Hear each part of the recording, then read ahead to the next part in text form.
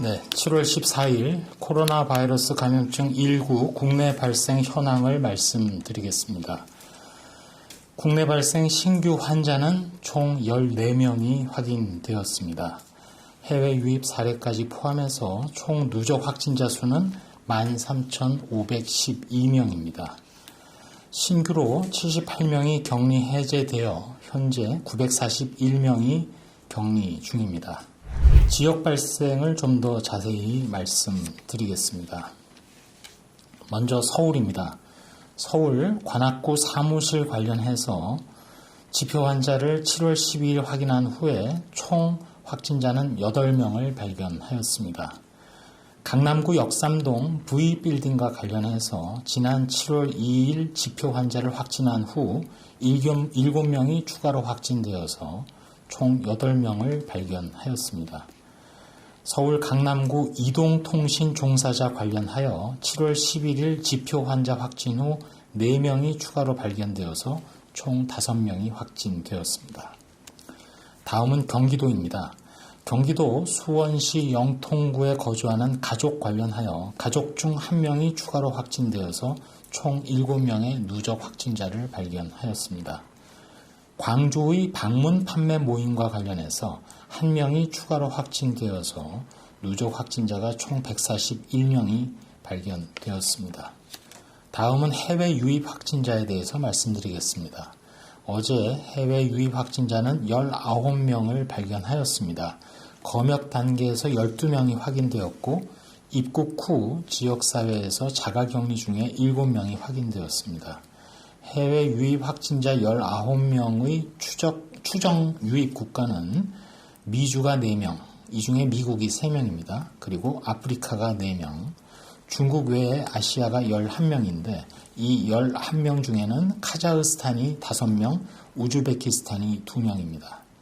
저희 중앙방역대책본부에서 코로나19의 전 세계적인 동향을 분석하면서 최근 늘어나는 해외 유입과 관련해서 확진자의 해외 유입에 대한 관리 방안을 지속적으로 추진하겠음을 말씀드립니다. 발생 현황을 보게 되면 대부분의 모든 대륙에서 증가세를 유지하고 있고 특별히 중남미 그리고 북미 그 다음으로는 아시아 대륙 순으로 신규 환자 발생이 늘어나고 있는 상황입니다. 국가별로 볼 때에도 지난 2주간 인구 10만 명당 누적 환자가 120명 이상인 국가가 11개국에 이를 정도로 날로 증가하고 있고 특별히 미국의 경우 하루 환자 발생이 5만 명 이상으로 증가하는 등 역대 최고 발생 수준을 나타내고 있습니다. 다음으로는 연구개발 치료 등에 대해서 말씀드리겠습니다. 코로나19 혈장 치료제 개발을 위해서 추가로 15명이 혈장 공여에 참여하여 현재까지 390명이 혈장 공여 의사를 밝혀주셨고 실제 공여 참여자는 182명이며 현재 대구를 중심으로 추가적인 실질적인 공여 참여도 진행되고 있습니다. 현재 렘데시비르의 경우는 24개 병원에서 49명의 중증 이상의 환자에 대해서 신청을 받아서 49명 모두에게 공급을 완료한 상태임을 말씀드립니다.